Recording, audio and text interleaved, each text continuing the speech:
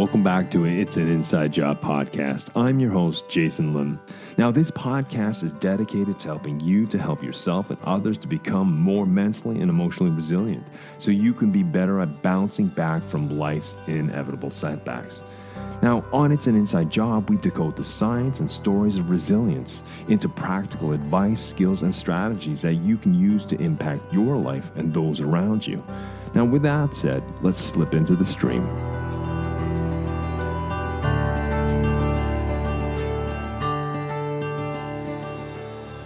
Well, welcome back to It's an Inside Job. I'm your host, Jason Lim. Well, I'm glad you could join me at the top of a fresh new week with a new episode. And so today's episode, we are going to discuss courage, what that means, how does that show up, and how can we use it to create a more resilient and vibrant life, both professionally and privately. And so today, to help me to explore the idea of courage, I have a man who calls himself and is known as Mr. Courage here in Norway. His name is Svein Harald Reine. He is one of Norway's most recognized motivational speakers. He is also an author, and he authored a book in 2015, which is called Courageous, Find Your Everyday Courage. So in our discussion today, Svein Harald will share invaluable insights into embracing our vulnerabilities, enhancing self-esteem, and fostering resilience. As you will hear in our discussion today, he champions the belief that true courage encompasses not only facing our fears, but also nurturing curiosity about life's challenges and the invaluable lessons that they offer. We'll delve deep into the significance of storytelling and motivation, not merely as a tool for self-inspiration, but as a powerful means to inspire others, underlying the capacity of stories to forge emotional connections, and to resonate with our inherent nature as beings drawn to narratives.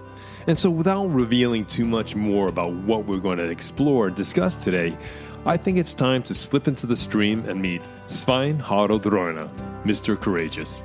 All right, folks, see you on the other side of this intro.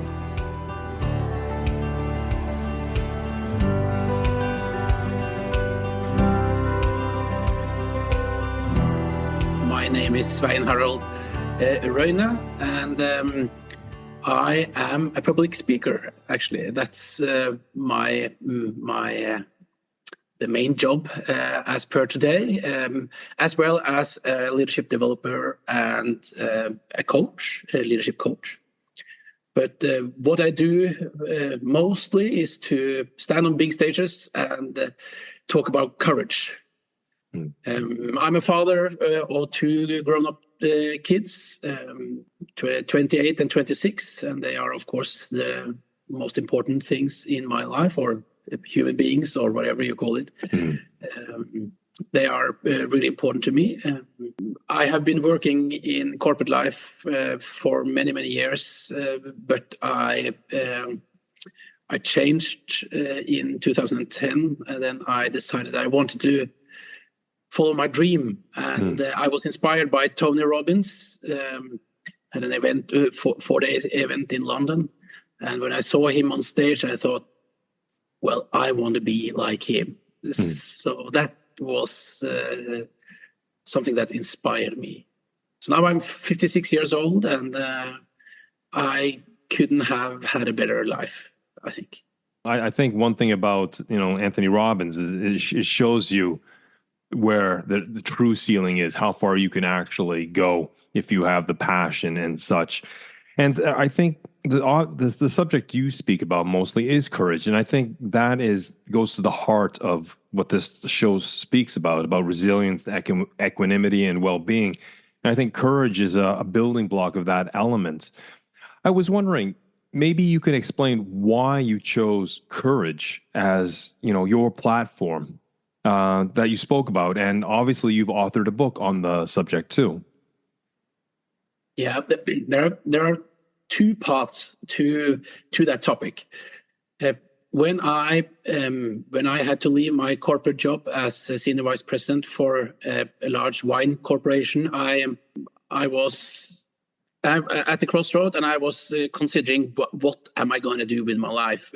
Should I continue in the corporate life, or should I actually follow my dream to be the Norwegian Tony Robbins, so to speak? And in order for me to to find out what I wanted to do with my life, I engaged a coach. I call him the Inspirator. And he gave me some exercises and tasks and challenges. And after I've done those, I was reflecting on what have I actually done. And I found out that he had tested my courage. That was the common thread, or that was actually what had happened. I had done something that was really uncomfortable, something that I never would have done if it hadn't been a challenge. I had been challenged, and it expanded my comfort zone, or I like to call it a stagnation zone. If you stay too long in a comfort zone, it's a stagnation zone. So I understood that what actually had happened is that I had tested my courage. I had found my courage, and I tested my courage. So that was the first thing that brought me into that subject. When I also decided that I wanted to be a public speaker and a leadership coach, there are so many people and so hard competition, and so enormous amount of great people with extensive experience as leaders, starting to become coaches and public speakers and so on. And in order to distinguish myself from them, I needed to have a brand and a topic. I had to own a topic, so that is crystal clear and that separates me. And when I looked and I browsed and I did some really good research to see what are the other people talking about. They're talking about lots of topics and how to succeed and so on, but no one had actually taken the word courage. They talked about courage as part of something, but they never had put that on top and said, this is my topic. So I said, okay, I'm going to own the word courage in Norway. And I think I managed that, actually. Now people call me Mr. Courageous, and I call myself Mr. Courageous, or in which word. And I think if you both follow your heart and your analytical mind, and you combine those, well, then I think you have a very potent mix. And that's what I did in order to find out that courage is my topic.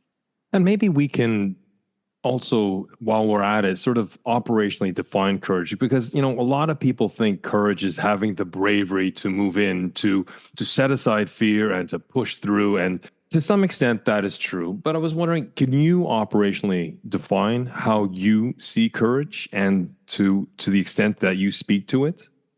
What is courage for you? For me, courage, you can't be courageous unless you're afraid. So if you don't have fear, you can't be courageous. So it's not courageous to jump a parachute if you're not with a parachute, if you're not afraid of jumping with a parachute. It's not courage to stand on the stage in front of 400 people giving a talk if you're not afraid. So if you're not afraid, you can't be courageous. And in English, you have bravery and you have courage. And somehow bravery, then you're fearless. But when you are courageous, you feel the fear, but you do it anyway. And the reason you do it is because you think there is something to gain on the other side of fear. There is something. It's like, I think when Martin Luther King said, I've been to the mountaintop and I have seen the promised land. The mountaintop, that is the fear. And on the other side, there is a promised land. So, because to just conquer fear, if there is no upside on the other side, why should I do it? So for me, fear and courage, they are two parts of the same thing. Yeah, they're almost like a coin. They're both sides of the same coin, right? And it's just sometimes you have to flip it. For me, courage has always been associated with self-confidence. We all have fears. We all have negative mindsets that pop up depending upon, and it can be very situational. But I think courage, from my sort of clinical psychology background, requires a level of self-confidence to believe in yourself, to confront the fear and to move through it. how do you see courage and self-confidence? Do you see there's a relationship? Are they separate entities, or does one feed into the other? What I talk about is that in order to find your courage, to overcome fear, you have to find your confidence. And even more important, maybe, you have to find your self-esteem. I think when you, there are lots of tools to become more courageous. But I think the first thing you have to do is to feel that you have this, self-esteem, that you are safe in your own body, in your that you believe in yourself somehow, and that is, self-confidence that comes from great performances. That's how you get confidence. But self-esteem, of course, that is who you are, not defined by your performance, but more that you are valuable as a human being, no matter how you perform. And I think if you can both, or do both, to increase your self-esteem and you can work on your self-confidence, that helps you to become courage when you meet a situation that scares you. Yeah, and just for our listeners to make sure we've operationally defined self-esteem, self-confidence. Self-confidence isn't your belief that you can accomplish something. It can be kind of quantitative. Self-esteem is how comfortable you are in your skin, if you like yourself. For me, that is very close to what I usually say. I say that I also always say that if I give a good or a bad talk, or if I do something really bad, and then my self-confidence goes down. But my self-esteem does not necessarily have to go down, because my self-esteem, I'm still the same person. I'm still loved by my family.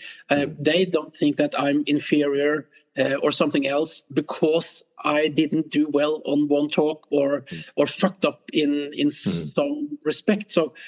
So I think this self-esteem is extremely important to work on, and I think the problem today is that most people don't separate between self-esteem and self-confidence. I think it's one big bulk of the same, and then that means that if you perform badly, everything goes down. You get bad self-confidence, bad self-esteem, and you believe bad things about yourself. You don't think you're worth anything, and I think that is a problem for young people today. They can't separate that the society today is, of course, so performance oriented that everything is about performance. And if you can't separate those things, I think that why makes people struggling in their lives much more. I think that's such a very salient point you're making, Svein Harald. I can speak to sort of North Americans, sort of when the lockdowns, those kids that were in high school and such, and they had to be isolated and they didn't connect with everyone. I mean, this was a vital time for people to be able to build self-esteem through their peer group, through socialization. These are key moments. And, you see a lot of kids who are now in their early 20s or their late teens after the pandemic. They don't know how to socialize. Again, I speak of generalities and not specific individuals.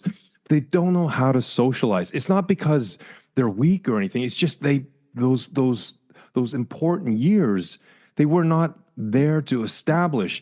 And we look at suicide rates and self-harm and the abuse of drugs and alcohol have gone through the roof, at least in North America.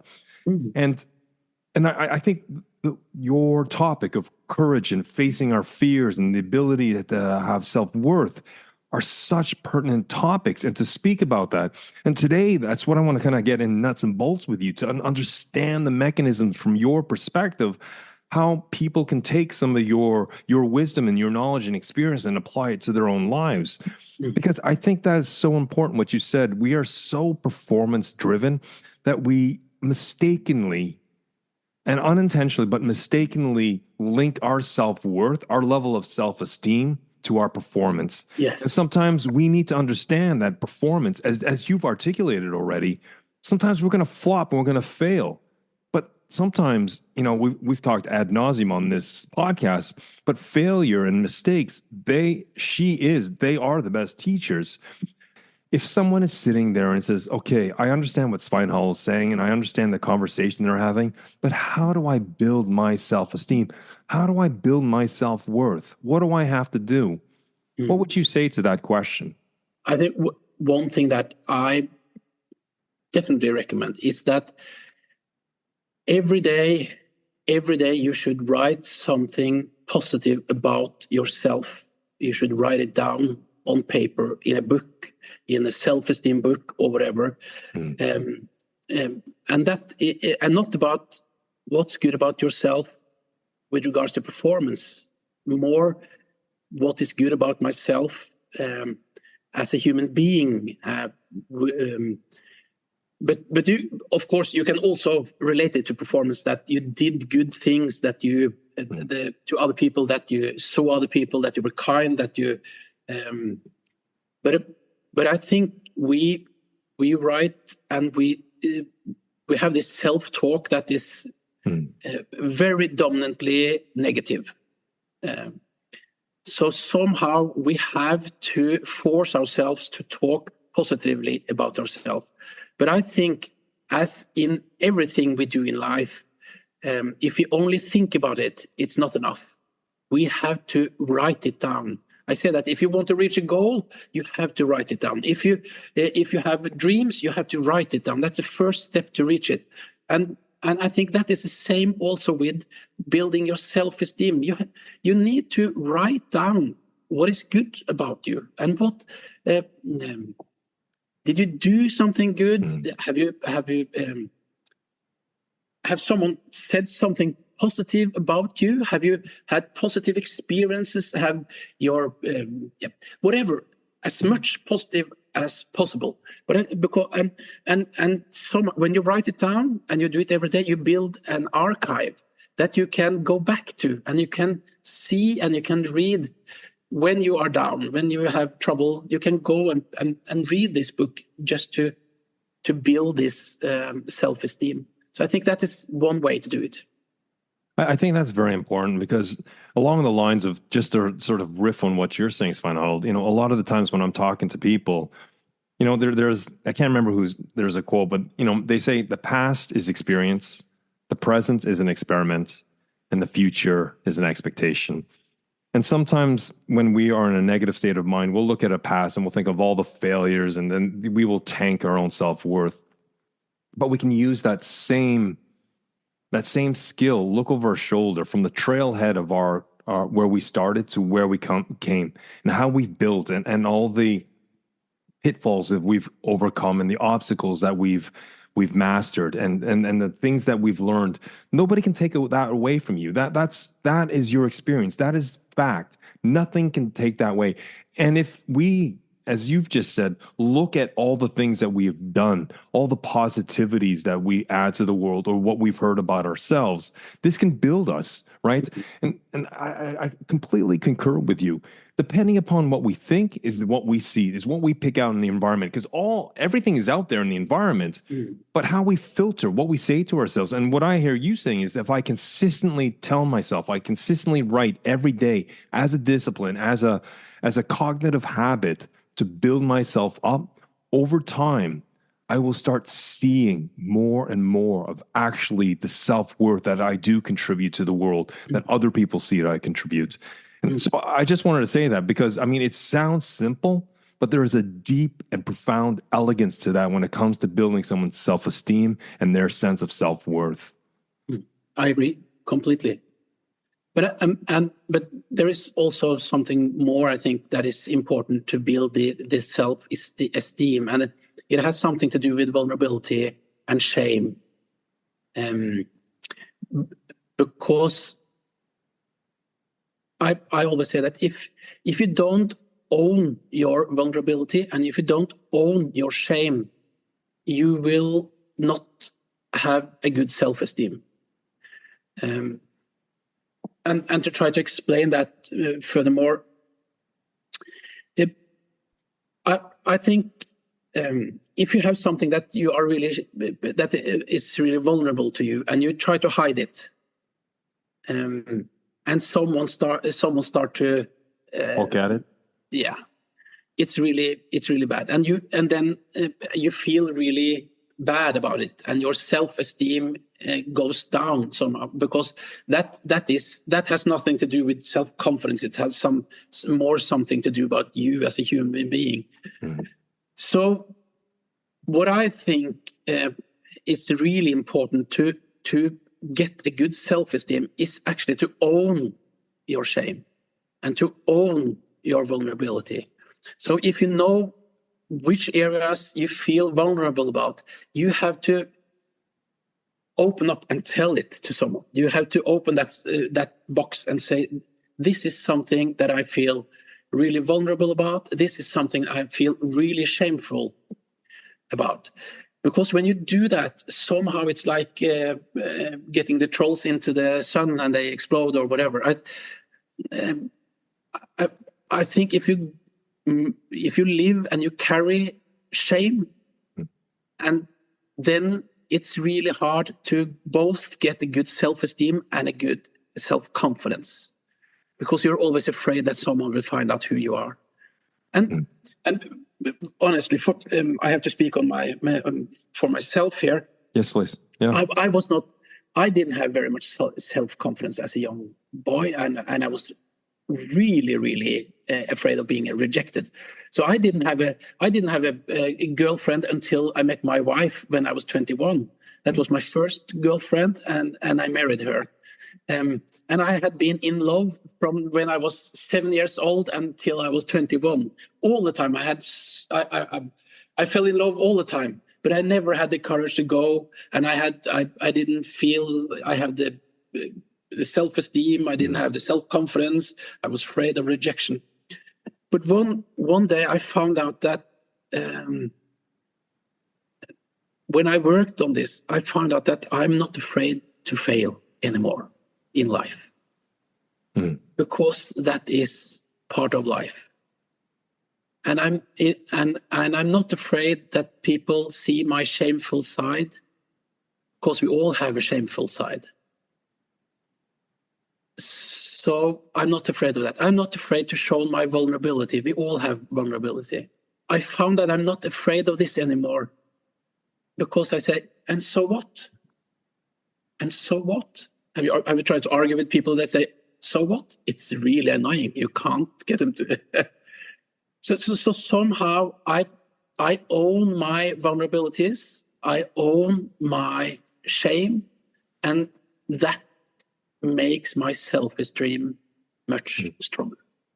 So let me ask you then, just to challenge you, Svein Harald, what was it? How did you cross that threshold, that threshold? I mean, what was it? Was it an experience? What was that aha moment where you said, you know what? I don't really give a shit anymore. I'm just going to move into the unknown here, into the uncertainty. How did you, what was it? Was it something you said? Was it something you experienced? Was it something you read? Is it something someone said to you that kind of a light bulb went off in your head? Actually, several episodes. There was an episode that that was of a fear of sexual content being distributed out to the public, and I was threatened that someone would send that out and show it to the public, and I had to decide, what am I going to do about that? And I mean, shameful, vulnerable. It was really, really tough. And then I was thinking about Kim Kardashian. She became a world famous after this sex video. And we have other examples of that. And I think, I mean, it's normal, it's human, it's... and then I said, I can handle everything that life throws at me. It does. If this happens, okay, then I have to stand there and I say, yeah, that happened. And so what? And so what? It happened.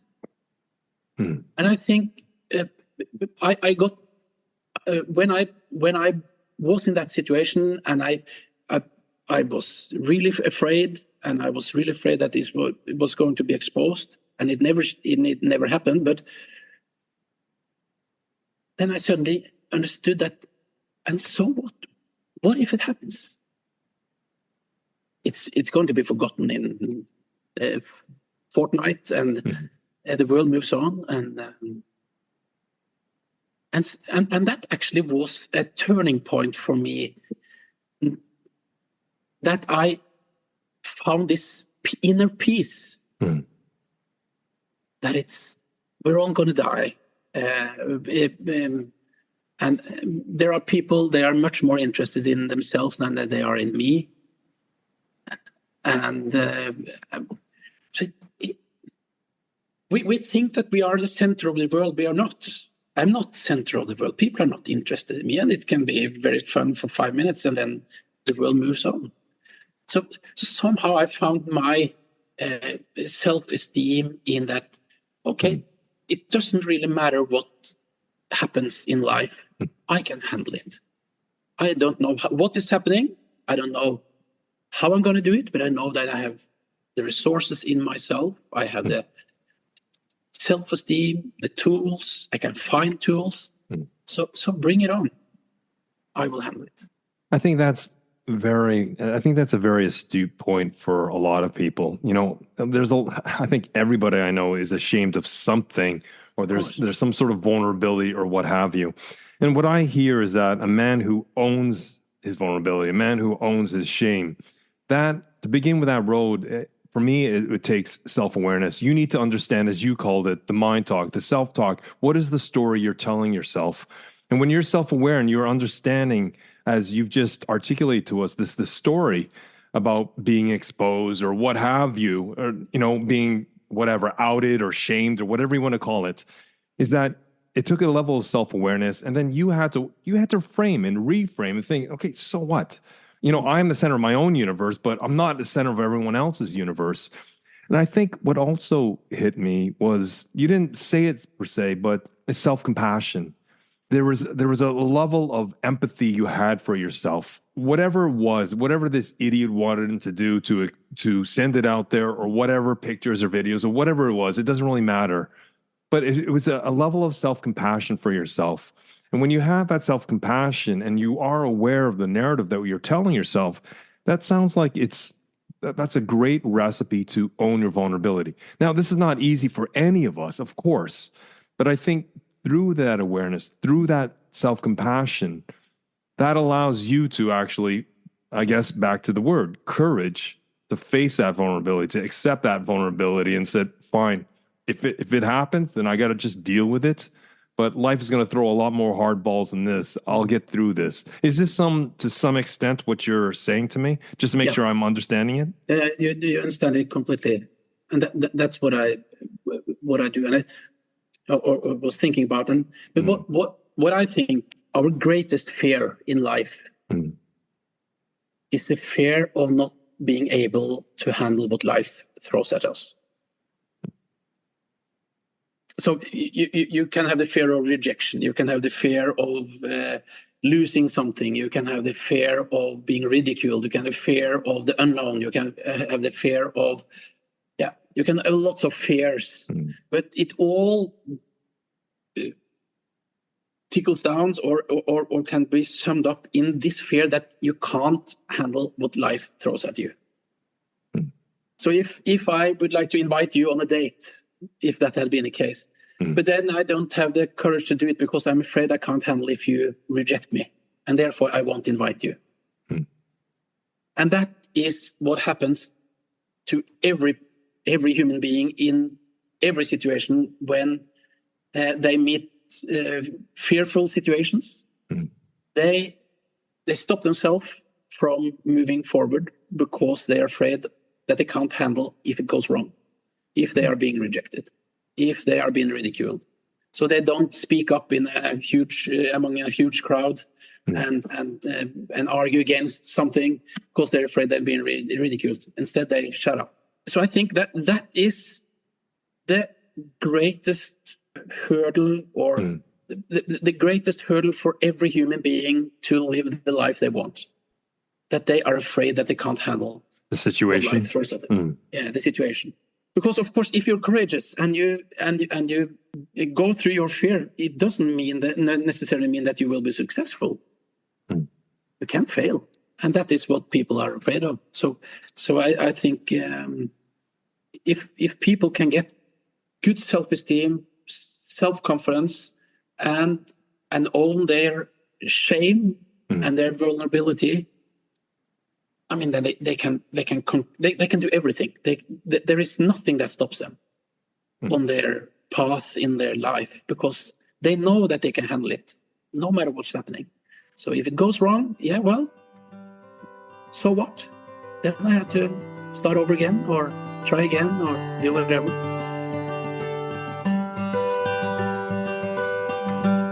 In part one of my conversation with Svein Harald, he emphasizes that true courage involves facing fears rather than the absence of fear. It's encapsulated in the concept that while bravery might operate without fear, well, courage requires acknowledging fear and choosing to act regardless. And this action is driven by the belief in the value that lies beyond the fear, highlighting the importance of self-confidence and self-esteem as foundational elements for courage. Svein Harald shares personal strategies for building self-esteem, such as maintaining a daily practice of noting personal strengths, thereby creating a positive archive of self-acknowledgement. Now, another critical aspect discussed is the power of owning one's shame and vulnerability. By confronting and sharing these feelings with a trusted individual, the paralyzing grip of shame can be diminished, revealing solutions previously obscured by that fear. And this process of ownership and disclosure leads to a significant release, almost a cathartic process, allowing for inner peace and resilience. One of the strategies Svein Harald talked about when confronting his shame through courage was by asking himself questions. For example, like, so what? Who's going to care? Who's going to think about this in a fortnight? He suggests that with time, many of our worries fade away. This attitude, along with a determination to tackle life's challenges head on, well, it highlights a core conviction. Our deepest fear lies not in the obstacles we face, but in doubting our ability to surmount them. Svein Harald's approach maps out a journey towards finding inner strength and tranquility, to finding that inner peace, through facing and accepting our fears and our vulnerabilities. So now let's slip back into the stream with part 2 of my interview with Svein Harald.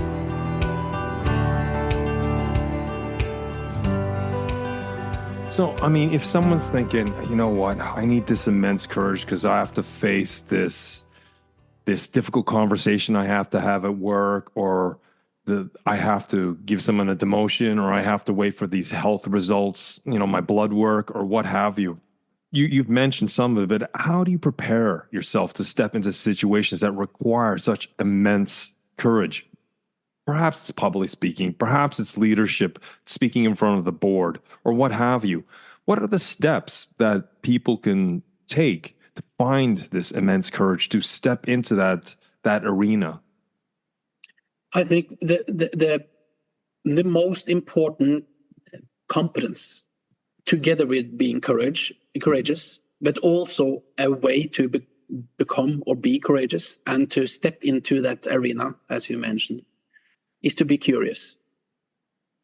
I think that to be curious is probably, together with courage, the two most important skills we need as human beings to handle everything that life throws at us. To move into the future. I mean, the world moves so fast. Competence goes out on date, or what do you call it? I mean, it's something that doesn't last, because you need new competences, new skills, and things move so fast. So if you're going to really be part of the future, you have to be curious. And as far as I understand, in every situation, when you are afraid, let's say you want to invite a girl on a date then, and if you go there and if you have this curious mind and say, okay, let's see what's happened. And if she rejects me, how will I react? What can I learn from this? I mean, if you turn your whole life into being Socrates, I mean, there is nothing you can't do, because you always put a question mark behind every feeling, every action, every reaction, everything. Being curious, I think that solves almost everything, because I find that whenever I'm curious, I always feel that I am on top of the situation somehow. Because I guess there's always a lesson to learn, right? The curiosity, instead of slapping a period at the end of the sentence, turn it into a question. Yeah. There's just two things I'd like to riff off of that, because I think that's very important. Because people feel anxious. It's like, I won't feel, as you said, I won't be able to handle the rejection. I won't be able to handle this situation. And so that brings up anxiousness, this angst. But, for the listeners, again, we've talked about this on the show, excitement and anxiety, like they have identical physiological markers, meaning they're the identical emotion, both physiologically. But what changes it is the story we tell ourselves. As you said, what am I telling myself? What is my mind talk? What is my self-talk, right? And what I hear you saying, Svein Harald, is if I put a question mark and ask myself, what am I going to learn from this? Oh, what's curious about this? What is the reason I'm feeling this way, right? We can actually change. If we can change that one sentence, we can move from anxiousness to excitement, right? And I think that's a very important thing. I think it's also how we articulate the question to ourselves. If we ask, oh, why am I feeling like that? Then I have to feel I have to justify my own emotions to myself. But if I just tweak it a little, ask myself, what is the reason I'm feeling like this? And I'm searching for an explanation. And so I don't become defensive. I become, as you said, your vernacular, curious, right? And so that curious, as you said, would then lead to courage, per se, because you want to understand what it is that this situation may teach me. Yes, that is the point, that I'm afraid, but let's see what's happened. It's going to happen. What will be the reaction? How will I cope if it goes badly? How can I use my competence? How can I use my flexibility? How can I use my intellectual mind? If you're bullied, if you meet a bully with being depressed or sad or angry and so on, you will lose. But if you meet a bully with curiosity, somehow you will maintain or maybe even have the power in that situation. So, and especially in the corporate life, there are still lots of bullies there. But when you are bullied and you start to ask questions, that it's quite interesting that you say that. But why? And you continue just to ask questions to bullies, they suddenly give up because they can't cope with that. And I've experienced that a lot. I even actually, you have these trolls on social media. Yeah. And I was actually writing blogs quite extensively in the end of 2015 to 2020. And one of Norway's most famous trolls, he started to go after me. And one day that was a time when I built my self-confidence and so on. And I hated that when people criticized me, and I hated not being popular, and I wanted to please everyone. And then I said to myself, okay, I have to train myself. So, because if I'm going to make a difference in the world, I have to stand for something. And when you stand for something, some people won't like you at all. And then I have to build some strength and self-confidence and self-esteem and believe that I can cope with that kind of people that are going to meet me. So I started to argue with, or not argue, but go into this discussion with this troll. And I said, okay, I'm going to spend this, I think it was 3 PM.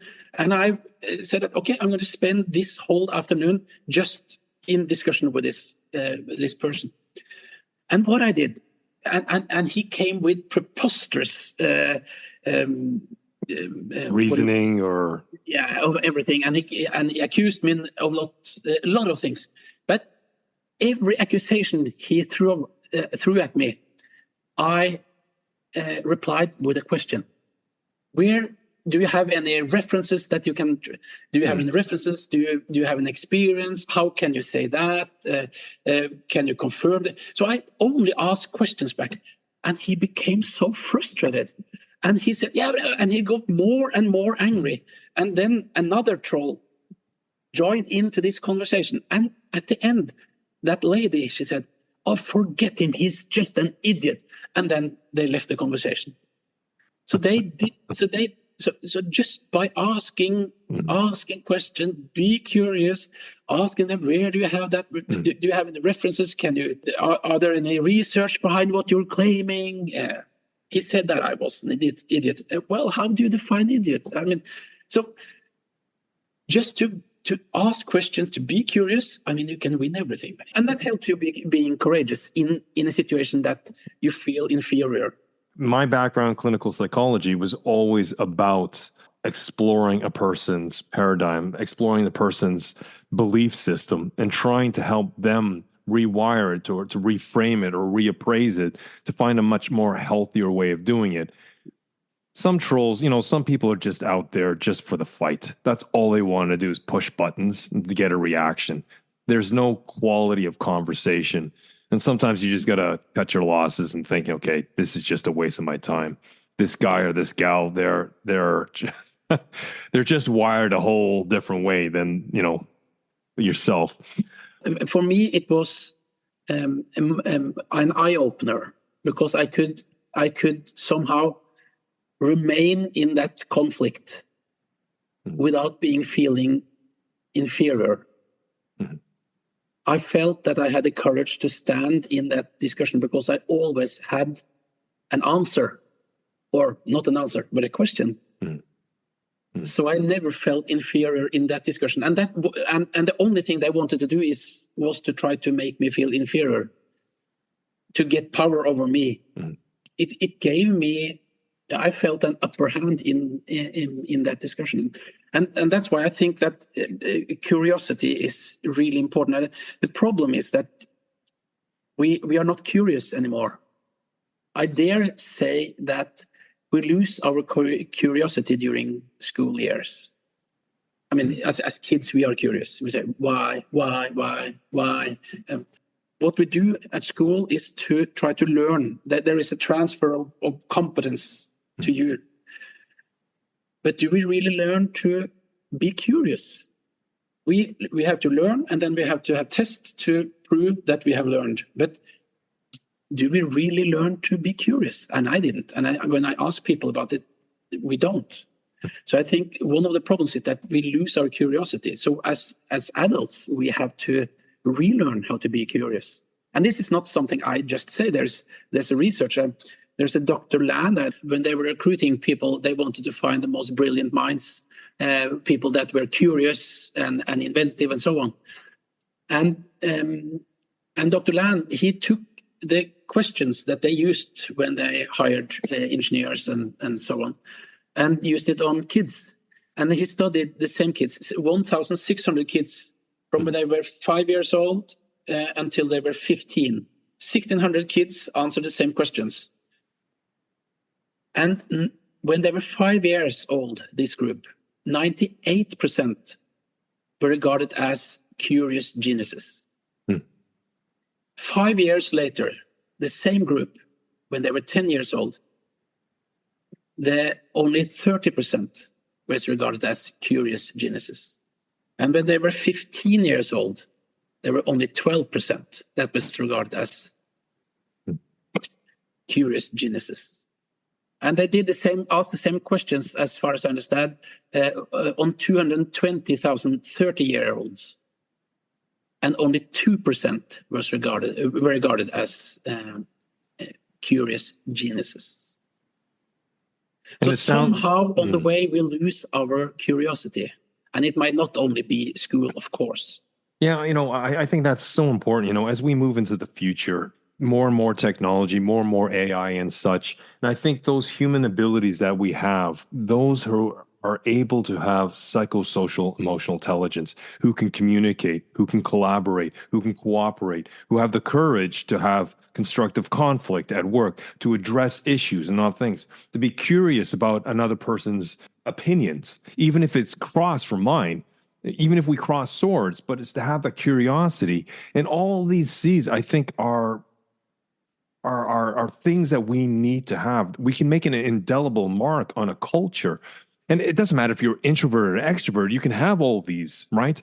But I think what you're talking about are skills for the future. And it doesn't matter. I mean, curiosity is always something we can encourage and develop, like any muscle, such as motivation or courage or resilience.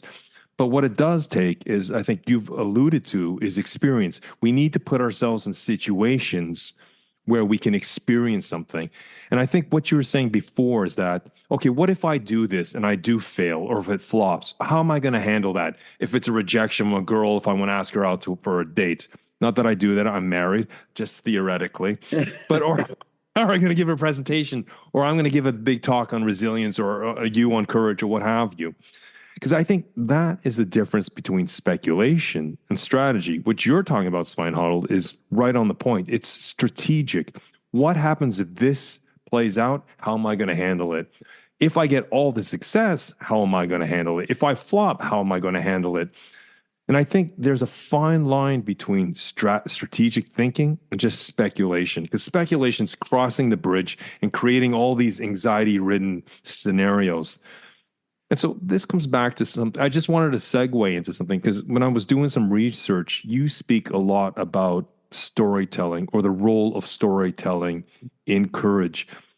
If we could just shift the conversation, can you speak a little to the role of storytelling at work to inspire others, to inspire ourselves if we're leading ourselves? Yes, storytelling for me is essential. We are human beings of emotions. And you learn much more when your emotions are connected. And we don't like, well, we like facts, but we get tired of facts. But we will never get tired of stories. When we grow up, and if you were so lucky to have parents that read for you when you were kids and so on, we loved it. And you were not allowed to stop to read. They had to start. We had to sleep before you could stop. And so we love stories, and everyone loves stories told in a good way. Stories, and everything is stories. I mean, why do we go to the movies? It's to see story. When you sit in a social arena with your friends drinking wine or beer or dinner or whatever, we tell each other stories. It's all about stories, and the best storytellers are the ones that you really want to have in your party. The people that really are good at telling stories, engaging your feelings, getting you to laugh, to cry, to really make you feel something. And I think society today it's just way much too flat, especially in education. So bringing emotions into education and to a situation where you try to convey something, information, share something that makes the audience much more attentive, more interested, more engaged. So if you have a message, you have something that you want to spread the word or something, you put it into a story. Then you get the attention, you get their feelings hooked on, and they will listen, and they will remember. Because remember when you cut yourself on a knife the first time, of course, lots of emotions, it's blood and everything, scareful, pain. You remember that. You remember it. When you had sex the first time, you remember it. When you have, when you lose someone that you loved, and you cry your heart out for days or weeks or months, you remember it. So the feelings it's a really good way to remember something if you can engage people's feelings. So that is why I use storytelling. So when I give my talks, I never use PowerPoint. I stand there alone on the stage, big stage, alone with the light on me, and I don't want the competition with the PowerPoint. I want them to see me and feel me, but I'm not the important person. They are. What I am, I'm just a medium. I just want them. When I tell a story, they remember theirs that are similar or something, and brings up memories, brings up feelings. And then when I connect it with a good point or whatever, then they take that. So I think that they will remember more from my talk when I use storytelling than or if I show them facts. And that is, of course, when I stand on stage. But when I sell myself, I have a leadership course or a part of a tender for a course. When I present my course to the customer, when I'm finished, you see that they have not decided. And the others that have been there and tried to sell their course, they are, of course, both experienced and good and so on. But then I ask, can I tell you why I do what I do? Why do I do leadership course? And then I have a story where I really fucked up as a leader when I got everyone against me. It was horrible when I was a sales director in a confectionery company Nidar. And it was I thought I was God's gift to the employees. Until I really hit the wall. Okay. I thought I was a fantastic, magnificent leader. Yeah. Then I hit the wall as a sales director, and it had enormous consequences, millions of on Norwegian kroners that we lost, and I lost the wardrobe, as in football. Yeah, and so everything was really bad. So I had headache, stomach ache, and I dreaded going to work and so on. So I tell this story, and then I tell how I invited my team. I used a coach, and I invited my team to a 2-day session and so on and so on. And how we turned this around, and I put my heart out, and I apologized for being a bad leader, and I asked them to tell me what was my strengths and my weaknesses. Well, lots of weaknesses, not many strengths. And how we turned this around and became a fantastic team, and the results became fantastic the next 6 years after this. And when I tell that story, I get the job every time. Well, I guess it's owning your vulnerability and your shame, and presenting it to them. They say, you know what, this guy is humble, right? He's speaking straight from the heart.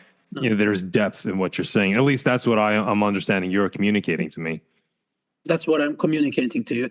And I ask people, do you like, when I'm in front of an audience, I ask them to raise your hand if you love perfect people. Raise your hand if you love besserwissers. We don't do that. We like people that are similar to ourselves. Of course, we like someone that has, you have to be a star, or that you have done something that we can learn from, of course. But not if you're arrogant and say, I'm the best. We don't like that. So humbleness is, of course, humble together with great results. That is a good combination, isn't it? Definitely. Just to shift the conversation then, talking about leadership, let's say a leader's listening to this, Svein Harald, right now, and they're thinking, my team's kind of flat, the energy's kind of flat.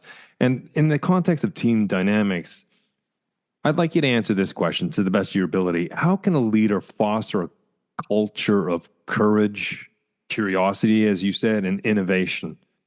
One thing that psychological safety, that is one of the most talked about words these days in the world. I think that a problem with psychological safety is that they forget where people come from, people that are in the organization. So if a CEO or a leader in the team and so on say that here you can say whatever you want, there is no fear of retaliation, and humiliation and ridicule. You will not be ridiculed. Will they believe it?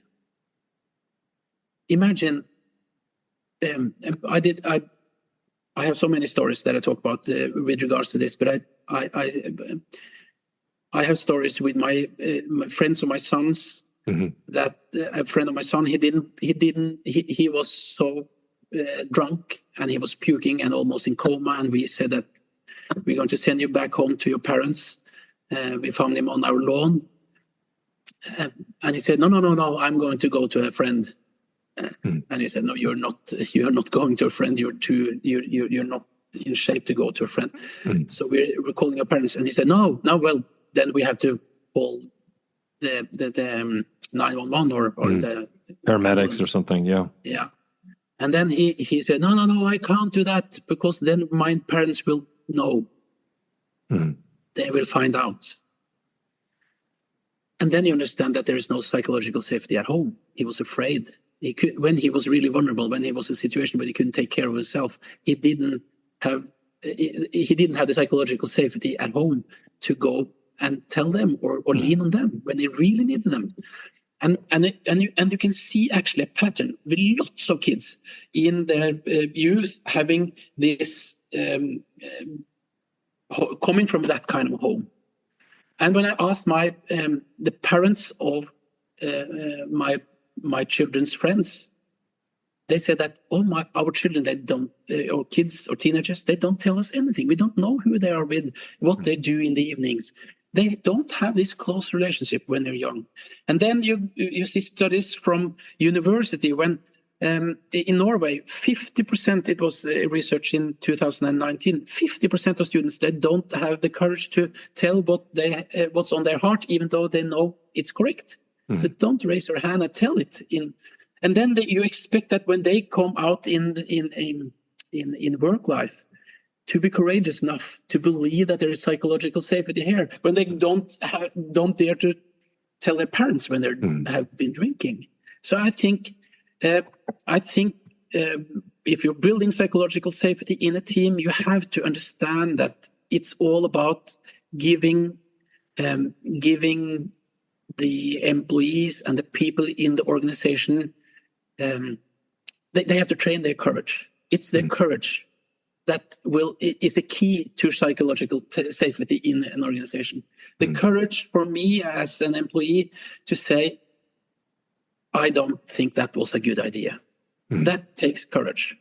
And so you have, and people come from homes, broken homes, or they don't have the courage, they don't have the self-esteem, they don't have self-confidence, and they come into there, and you can talk about psychological safety, but what you really should do is to help each individual improve their self-esteem, self-confidence, their courage, their vulnerability.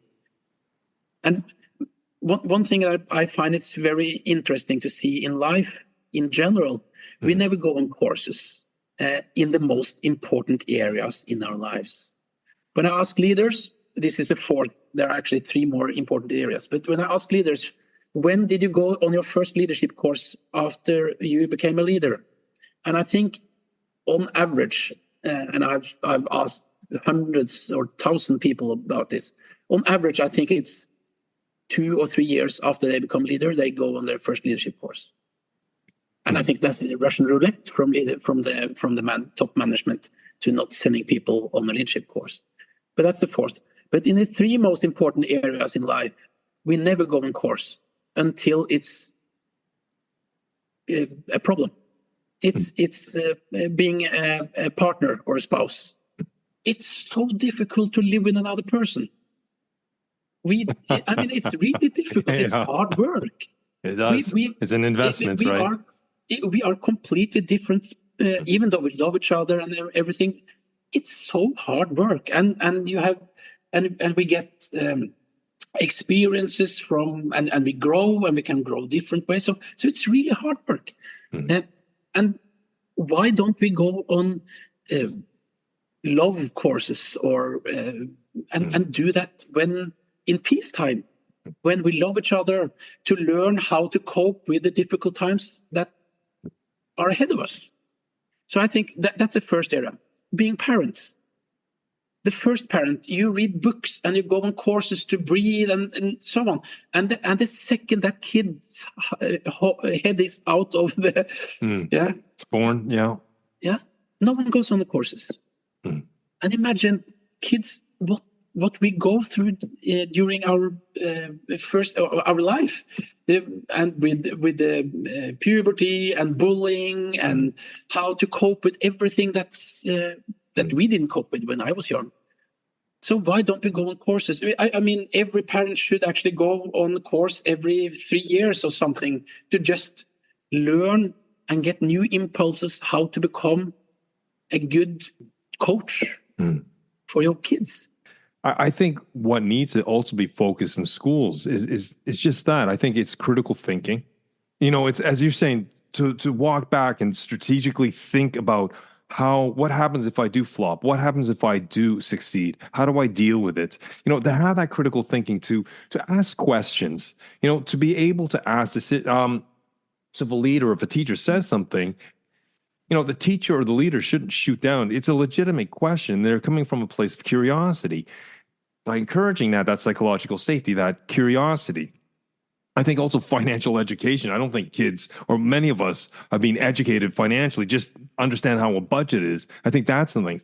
But back to your point about courage and the psychological safety, I think everybody should take some sort of basic psychosocial emotional course in psychology to understand communication, to understand the exploration of certain things. You know, you speak to courage. You know, the reason I started about this is that it was about resilience. And I saw so many people who are unintentionally fragile, or they have so many self-critical thoughts. They feed themselves with so much self-doubt. And of course, it is unintentional. And people don't sometimes have the know-how or the knowledge of how to do it. You get up on stage, you run leaderships on courage and curiosity, and to understand that about embracing vulnerability. And in a sense, you know, I'm a shade of that per se, but I talk about resilience and equanimity, and to talk about these, because I think these are all life skills that we're not born with. We have to go through the crucible. We have to go through the gauntlet of pain sometimes to understand. We need to have experience, I think. And so I completely concur with what you've said today. Resilience. I talk a lot about that as well. And I think resilience is somehow the ability to think that I can handle everything that life throws at me.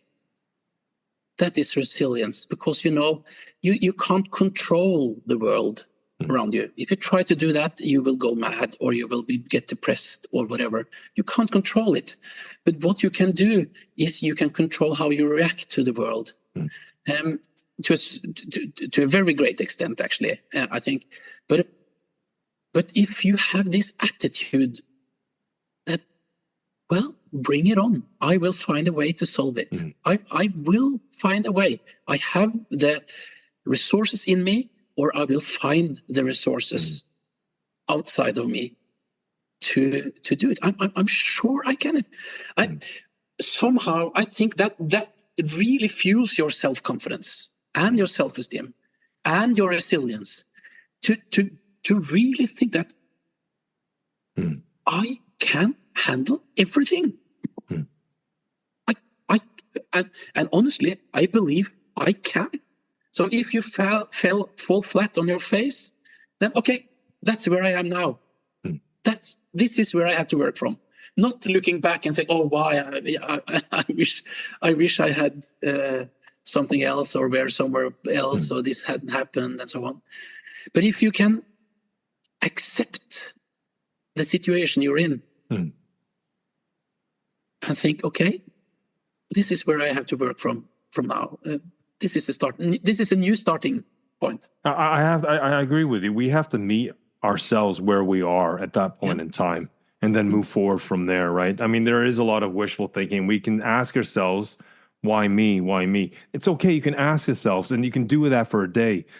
But afterwards is like, okay, what am I going to do? How am I going to move through the storm? I don't like the storm.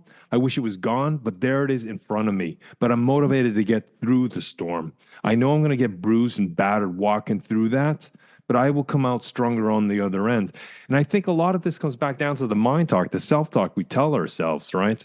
And I think one poignant point you made is, once you lost your senior vice presidency of the wine company and such, you said you hired a coach, and that coach had given you, she or he had given you some questions, and those questions kind of triggered your thinking. And so sometimes it's not always about leading ourselves. We can find the support out there, depending on what kind of support, but there's people out there who are competent and knowledgeable. And sometimes it's just being vulnerable, as you said before, and thinking, okay, you know what? Maybe I can't handle all this. Maybe I need a sparring partner or a coach or someone to help me through this, but I will get through it. I have to do the work, but maybe I need someone as a catalyst just to fire my thinking, to reframe something I can't see, to help me to move from my subjective storm to the objective perspective that I need in order to see the path or the direction to move forward. It's true. And as I mentioned, that coach, he asked me 3 questions. The first question was when I was really depressed, and so on. He said, "How big is your problem in a world context?"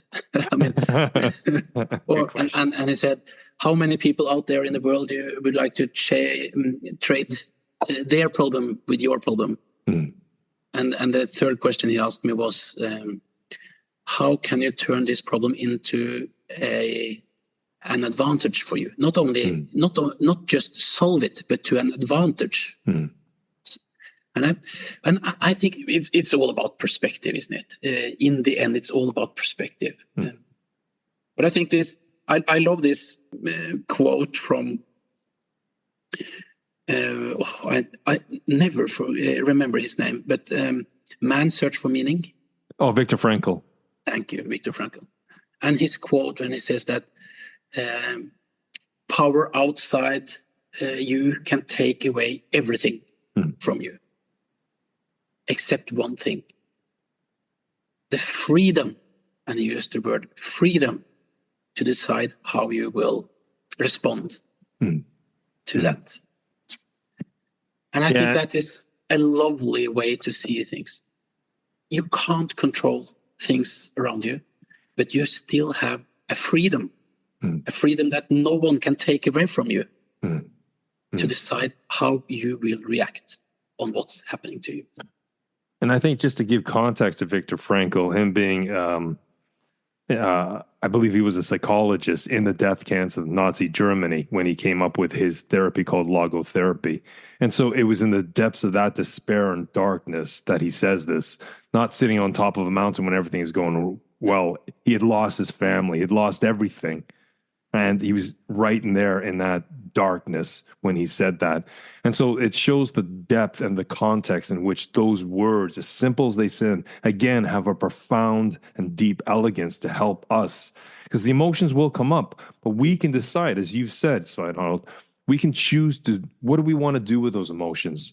Do we want them to flatten us, or do we want to move forward? I am very respectful of your time, Svein Harald. I just was wondering, what message would you like to leave our listeners with, about the power of courage to transform their lives, whether privately or professionally? I know we've covered a huge spectrum here, but is there something that maybe you can leave our listeners with today? Yes. The most important trait, the most important thing you can, trait you can have, is to be courageous. I think as a human species, they say that love is the most important thing for us as a species to survive. But without courage, love will not get wings. I mean, without courage, without that millisecond of courage that I have to ask a lady for a cup of coffee or a date, without that millisecond of courage, we will not get a chance. There will not be an opportunity between us. So everything Everything in life, everything starts with this millisecond of courage. Whether you want to ask for a promotion, ask for more money, if it is to go into a customer meeting, if it is to raise your hand in a situation, if it is to say, yes, I will give a speech in my friend's wedding, everything, it's that millisecond of courage that is the key to life itself. Well said.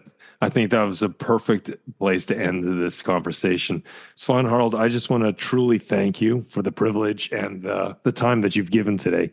It's an honor and a privilege, and I'm really happy that I was invited. So thank you very much for allowing me to share my thoughts. And you're a fantastic host as well. Thanks. I didn't pay him to say that, folks. Thanks, Svein Harald.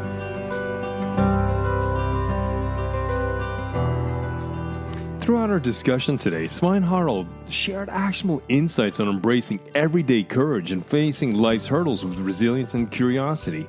He emphasized the importance of storytelling, connecting with others, and motivating ourselves, revealing how personal narratives can lead to profound emotional engagement and understanding.